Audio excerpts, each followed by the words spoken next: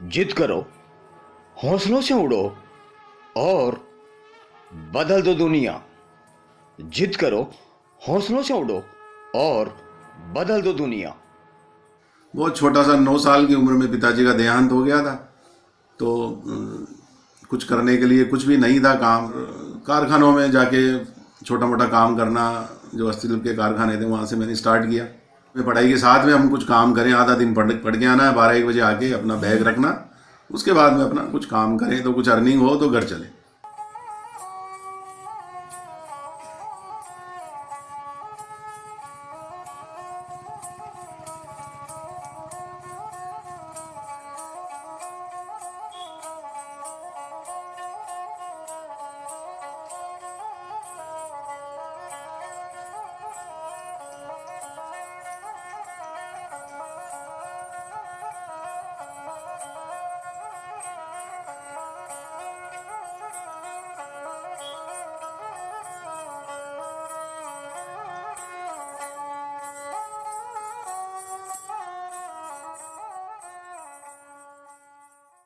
व्यापार को इस स्तर तक लाने के लिए कभी सोचा नहीं था हम लोग इतने बड़े लेवल पे इसको काम को कर पाएंगे।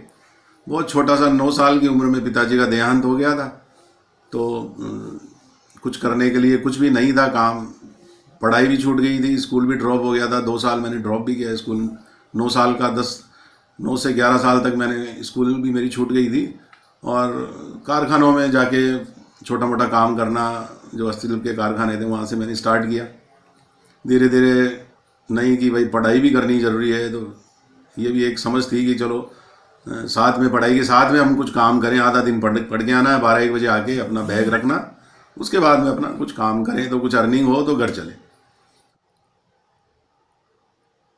नमस्कार, मैं चेतन कुमावत, संस्थापक टीम चेतन धुंधारिया, और अभी वर्तमान में जयपुर विवाह समिति का उपाध्यक्ष भी हूँ।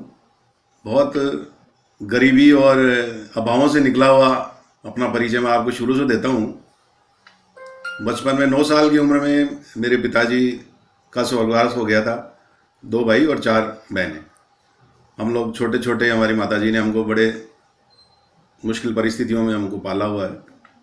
और उस समय के दौर में स्कूल भी हमने की, स्कूलिंग करते हुए काम भी करते थे साइड के अंदर। कारखानों में अपने जो हस्तशिल्प जो उद्योग थे उनके अंदर हम लोगों ने काम करते थे। स्कूल के बाद में बचे हुए समय में करके हमने धीरे मेहनत मजदूरी करते हुए और आपस में शिक्षा भी पूरी करी। ग्रेजुएट, आज मैं ग्रेजुएट हूँ। तो वो सब करते हुए धीरे धीरे हमने 91 में मैंने अपना एक हैंडीक्राफ्ट का बिजनेस स्टार्ट किया। चूँकि मेरे पारिवारिक बिजनेस है हस्तशिल्प का, वो भी हम लोग कर ही रहे थे। तो उसको बढ़ाते हुए मैंने अपने एक नया, उसको आउट ऑफ जयपुर हमने करने की सोची। तो ग्रेजुएट होने के जस्ट फर्स्ट ईयर से ही मैंने वो बाहर जाने आने का काम, अपने सामान का उसको सप्लाई करने का, ये सब करके और हमने स्टार्ट किया। धीरे धीरे थोड़ा थोड़ा काम चल निकला। उसके बाद में एक अच्छे कस्टमर मिलने के कारण, अच्छे लोगों को जुड़ने के कारण हमको थोड़ा सा हमारे व्यापार में गति जो हमको मिली। फाइनेंशियल भी हम थोड़ा सा ठीक हुए। भाई बहनों की शादियां हुई, दोनों भाई और 4 बहनों की, जो हमने पारिवारिक जिम्मेदारी वो सब हमने पूरी की। उसके पश्चात आज हम लोग एक्सपोर्ट कर रहे हैं हैंडीक्राफ्ट को। कुमाऊँ समाज के बहुत सारे आर्टिस्ट आज हमसे जुड़े हुए हैं। बहुत गाँवों से, आसपास के जो लगे हुए गांव हैं वहाँ ये सब आप देख रहे हैं, सब चीज़ें हैं हस्तशिल्प की, वो सब हम लोग बनवाते हैं। और हमारी गवर्नमेंट सप्लाई है, एक्सपोर्ट भी कर रहे हैं ऑनलाइन, सभी जैसे अमेज़ॉन, फ्लिपकार्ट, अलीबाबा, सभी जगहों पे हम लोग अपना काम कर रहे हैं। इस तरह से हमने ये काम किया है। और अभी 3-4 साल से मैंने थोड़ा एक कोविड की परिस्थितियाँ, कुछ और भी कुछ चीज़ों को देखते हुए हमने समाज सेवा ये सब हमने स्टार्ट किया है। और जितना सा मैं कर सकता हूँ, जितने से मेरे संसाधन हैं, जितना मेरे विचार जो मेरे हैं, उसके हिसाब से हमने ये सब सेवा का कार्य भी चालू किया है, जिसके अंतर्गत हम लोगों ने गौशालाओं में चारा डालने का काम हुआ, चाहे बंदरों को खाना खिलाना, मंदिरों में पुजारियों को थोड़ा सा वो देखना। चूँकि हस्तशिल्प से जुड़ा हुआ हूँ तो आर्टिस्टों के लिए भी मैंने कोशिश की है कि मेरे स्तर पर राशन किट वगैरह, और मैं समय समय पे उनसे उनकी समस्याएं वगैरह भी मैं पूछता रहता हूँ। कोई मेरे लायक होती है तो मैं कर सकता हूँ तो वो भी मैं करता हूँ। ये चीज़ करते करते करते हम लोग आज इस मुकाम पे आ गए हैं। तो हम लोग स्कूलों में भी बच्चों के फीस जमा कराना, कई बच्चे गरीब बच्चे हैं जो अपनी फीस जमा नहीं करा पाते, 1000-1500 उनकी सरकारी वो फीस है, वो भी वो नहीं करा पाते तो स्कूल नहीं आते। हम लोग को चिन्हित करके उन लोगों की फ़ीस भी जमा करा रहे हैं। स्कूलों में दरी, कुर्सियाँ, खिलौने, उनके जो यूनिफॉर्म वगैरह है वो भी हम लोग सब देते हैं उन लोगों को, जहाँ भी हमको लगता है कि भाई यहाँ पे कुछ ऐसा हम कर सकते हैं। हर महीने का थोड़ा थोड़ा हम लोग जितना मैं मेरी बचत में से जो मैं कर सकता हूँ वो सब मैं कोशिश करता रहता हूँ। तो ये हमारा शुरू से अभी तक का सफ़र है।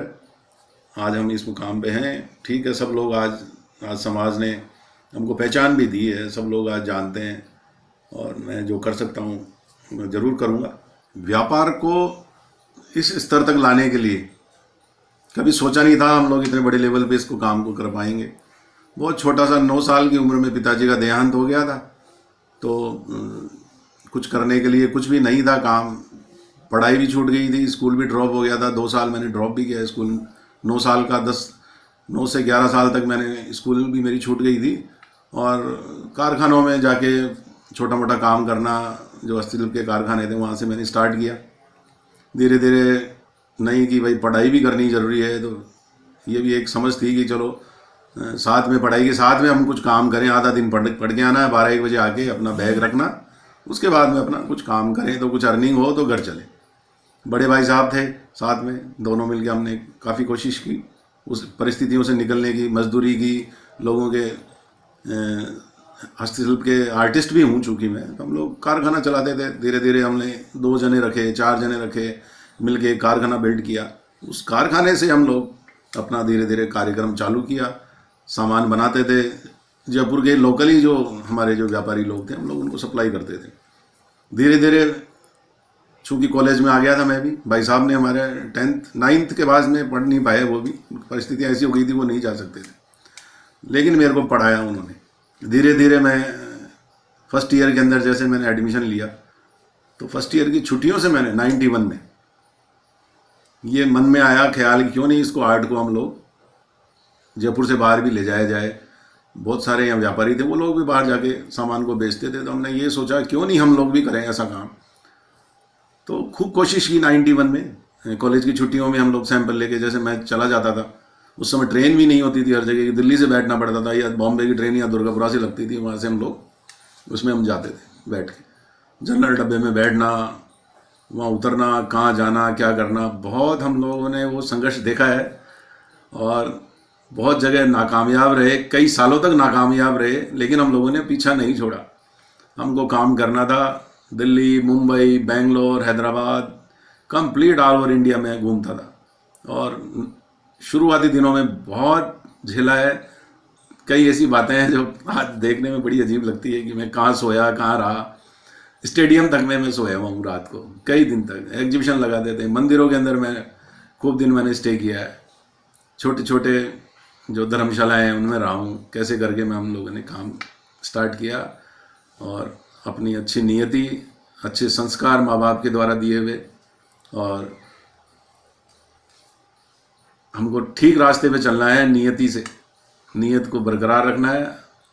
तो ये सोचते हुए हम लोग करते गए धीरे धीरे करके।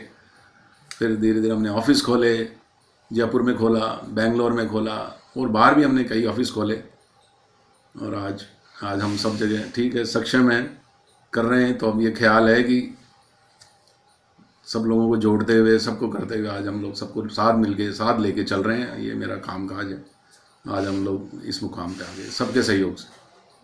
मैं आज अपने देश के युवाओं को, हर समाज से, कोई भी समाज से हो, कोई भी क्षेत्र से हो, मैं सबको यही संदेश देता हूँ, अपनी एजुकेशन पहले तो अच्छे से पूरी करें।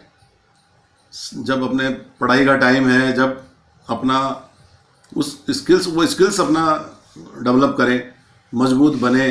कुछ लोग नौकरियों के पीछे दौड़ रहे हैं, बहुत लोग बड़ी बड़ी कंपनियों में नौकरी कर रहे हैं, ठीक है, उनका अपना समझ है, लेकिन अपना खुद का भी ध्यान रखें। खुद का व्यापार, खुद की समझ और खुद का बहुत बहुत बड़े बड़े लोग हैं जो उसमें अपने इंडस्ट्री डाल रहे हैं और नए नए उसमें प्रयोग कर रहे हैं और वो सफल भी हो रहे हैं। सरकार की तरफ से भी बहुत सारी मदद उनको मिलती है, पैसों की कोई दिक्कत नहीं आती आजकल।